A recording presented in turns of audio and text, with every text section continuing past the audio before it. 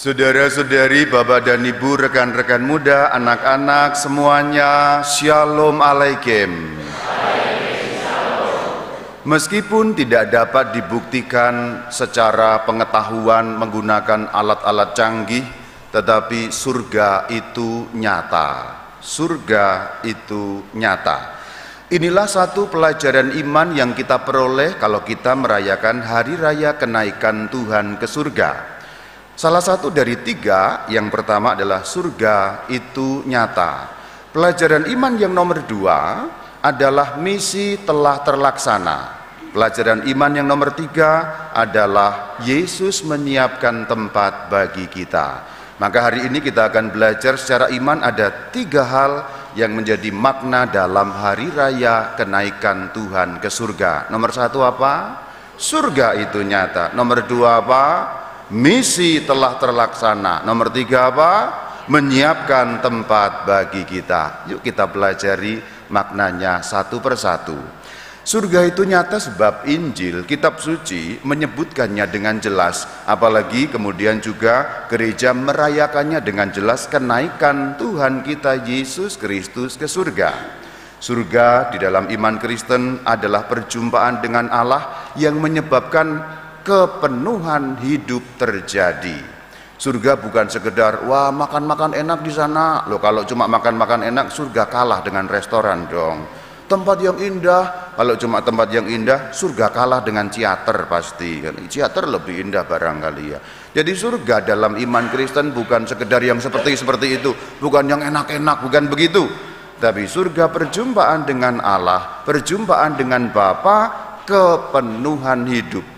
Sehingga ketika kita berada di surga, tidak ada lagi kegelisahan, pertanyaan-pertanyaan yang tidak terjawab, dan berbagai macam hal yang membuat kecemasan ketika kita ada di dunia ini.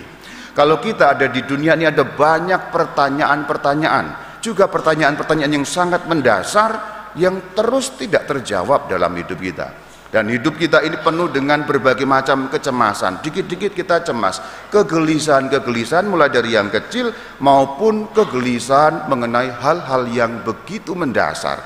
Bahkan ketika kita di dunia ini, bahkan pada waktu orang mengalami ya sukses, terpenuhi, materinya banyak dan sebagainya, orang tetap merasakan kegelisahan-kegelisahan yang terus berkepanjangan. Coba perhatikan. Meskipun kamu terpenuhi, disayangi orang tua, disayangi keluarga, ya keluarga baik-baik saja, tidak punya utang, tercukupi segala macam, tapi selalu ada apa ya?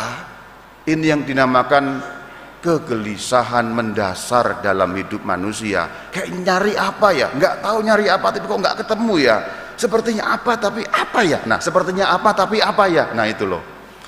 Pernah mengalami ini kegelisahan mendasar dalam hidup manusia karena kita masih berjauhan dengan Allah. Kepenuhan hidup, segala pertanyaan terjawab, segala kegelisahan berhenti, segala kecemasan tidak ada lagi. Kepenuhan hidup dalam segala seginya, perjumpaan kebersamaan dengan Allah, itulah surga. Dan Yesus Kristus naik ke surga, berarti surga diwartakan kepada kita. Paling kurang secara iman buktinya ada, pewahyuan Tuhan buktinya ada, ayat-ayatnya jelas, pengajaran Alkitab jelas, pengajaran gereja jelas. Tapi memang kenyataan mengenai surga tidak ada lain dan tidak ada bukan, harus diterima dalam kerangka iman. Surga itu nyata, buktinya ada secara iman. Pelajaran pertama, surga adalah real. Pelajaran yang kedua, masih ingat tadi nomor dua apa? Misi telah terlaksana. Wah, pinter sekali ya. Ternyata pada dengerin, saya kira agak ngantuk-ngantuk gitu, tapi kok ternyata ya dengerin ya. Kalau saya lihat lagi homili gitu, kayaknya kok kamu tuh kayak ngantuk-ngantuk, tapi kok dengerin ya, berarti ya bagus, mendengarkan, masuk dalam pikiran. Misi telah terlaksana. Yesus Kristus turun dari surga pada saat hari Natal, Sang Firman menjadi manusia, melaksanakan misi di dunia ini. Beliau mengalami sengsara, wafat, bangkit, memberikan nyawanya sebagai tebusan bagi banyak orang, memberikan nyawanya supaya ada pengampunan dosa, dan kemudian bangkit ini semua telah selesai dan telah terlaksana. Dan kemudian naik ke surga. Bayangkan, gambarkan, ini gambaran biar gampang. Kalau ada komandan upacara kemudian melaksanakan upacara selesai, laporan telah terlaksana. Nah, lalu itulah yang terjadi. Jadi apa yang telah dilakukan di bumi ini oleh Sang Kristus, naik ke surga, tanda petik bahasa gampangnya lapor bos. Nah gitu loh kalau bahasa, lapor bos gitu, atau bukan bos sebenarnya, tapi Sang Putra melaporkan kepada Bapa, misi telah terlaksana. Ya Bapakku, apa yang kau perintahkan kepadaku sudah terlaksana. Dan pelaksanaan misi itu satu kuncinya yaitu ketaatan. Ketaatan membuat misi Yesus di bumi terlaksana. Dan ketika beliau naik ke surga, Sang Putra bicara dengan Bapa, ya Bapakku, aku telah melaksanakan segala yang kau perintahkan kepadaku. Aku sudah taat seumur hidupku. Sekarang aku ada bersamamu. Misi telah terlaksana. Maka ketika ada di salib, baginda Yesus mengatakan apa? Sudah selesai. Dan sudah selesainya itu berarti misi terlaksana. Dan dengan naik ke surga, beliau mengatakan, ini semua terlaksana karena ketaatan. Jadi saudara-saudari, misi Tuhan Yesus di bumi terlaksana karena ada ketaatan. Itu kata kuncinya. Itulah kenapa ketika beliau ada di Taman Getsemani, sesaat sebelum meninggal dunia, sebelum wafat di kayu salib, beliau kan mengatakan, kalau bisa cawan ini berlalu. Cawan itu penderitaan. Bahasa gampangnya, Tuhan kalau bisa aku nggak usah disalibkan Bapak gitu. Tapi bukan atas kehendakku, melainkan karena kehendakmu. Loh, kok pada ngerti? Katolik semua ya? Ya. Ayatnya memang itu. Kamu itu kayak sekali lagi kayak ngantuk-ngantuk tapi kok ngerti gitu loh. Hebat ya. Jadi bukan karena kehendakku, bukan karena kehendak Sang Putra, tapi kehendakmu, kehendak Bapa. Ini namanya ketaatan. Jadi Yesus naik ke surga, misi telah terlaksana. Bahasa gampangnya melaporkan, ini loh Sang Putra telah melaksanakan ketaatan kepada Sang Bapa. Berarti itu juga pelajaran iman untuk kita. Nanti kalau kita sampai ke surga, laporannya apa? Ini bahasa gampangnya gitu aja. Nanti kalau kita ketemu dengan Sang Bapa di surga, laporannya apa? Kalau laporannya Tuhan Yesus kan, wahai Bapakku, Sang Putra datang menghadap, ini seluruh hidupku adalah ketaatan kepadamu, seluruh tindakanku ketaatan kepadamu, seluruh ucapanku ketaatan kepadamu, semua persis seperti yang kau perintahkan. Nanti kalau kita datang ke surga yang sama, laporanmu itu apa? Wahai Sang Bapa, ini aku seorang suami, aku melaporkan setiap hari aku ngomel kepada istri. Apakah begitu laporanmu? Sang Bapa, aku ini seorang istri, setiap hari aku kepada keluargaku. Apakah itu laporanmu? Wahai Sang Bapa, aku ini seorang umat Katolik bukan dari Purwakarta kalau yang ini, dari tempat lain. Setiap hari aku jahat kepada sesamaku, aku memfitnah sesamaku, aku bergosip tentang dia, aku menindas sesamaku, aku memeras sesamaku. Apakah itu laporanmu nanti? Atau ya Tuhan, aku datang setiap kali aku melayani gerejamu, aku nyanyi agak fales tapi semangat ya Tuhan, ya Bapa. Gak apa-apa ya Bapa, aku nolong orang ya Bapa. Apakah itu laporanmu? Misi telah terlaksana berarti juga nantang pada kita, misi kita nanti kalau ketemu Bapa terlaksana apa tidak. Yesus misi telah terlaksana dengan ketaatan.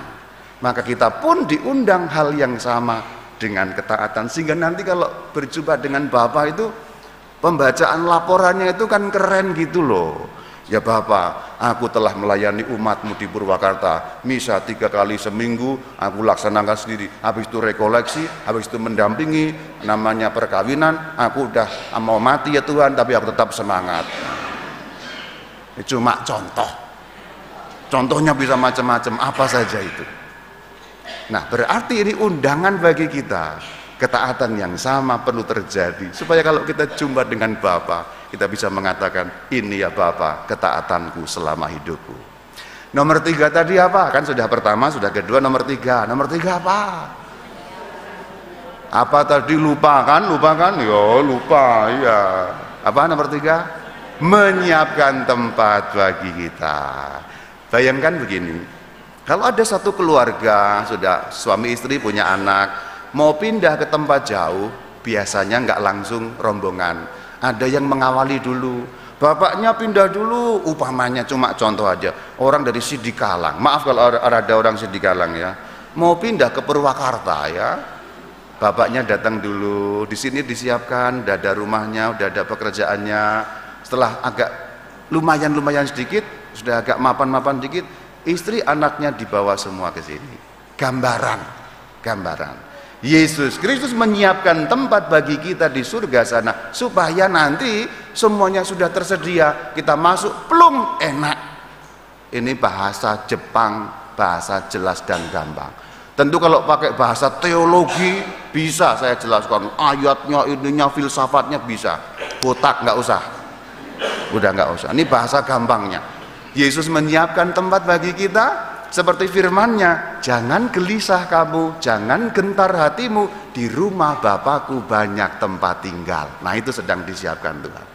Ini bahasa gampangnya gitu. Jadi nanti kalau kita masuk itu tinggal, wah udah enak, ini bagiannya Roma Bayu di sini nih. Agak lumayan enak nih ya.